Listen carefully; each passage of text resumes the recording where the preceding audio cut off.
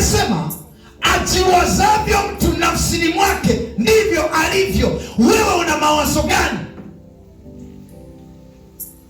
Mawazo ndiyo yanayojenga ndoto ya maisha ya mwanadamu.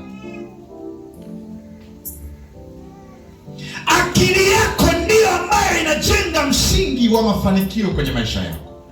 Akili inawaza nini?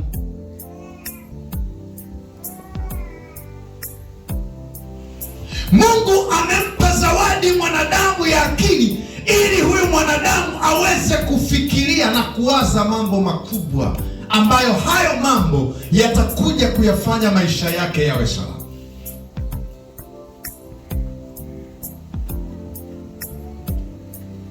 Bwana Yesu apewe sifa. Kuna mambo mengine sio lazima uingie rohoni. Kuna mambo mengine yanakuhitaji utumie akili, ujue namna gani unaweza ukafanikiwa.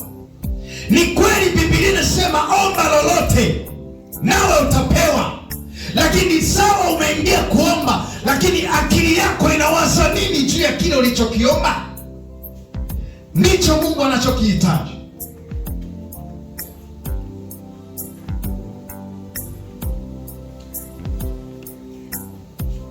Kuna wakati walokole wengi tumepumbazwa sana na kitu kinachoitwa Roho Mtakatifu. Tunaamini kufanikiwa kwetu ni kuwa rohoni wakati wote. Tunaamini ili tuweze kuona maisha mazuri ni kuwa rohoni wakati wote. Jana nikawa napata ushuhuda mmoja.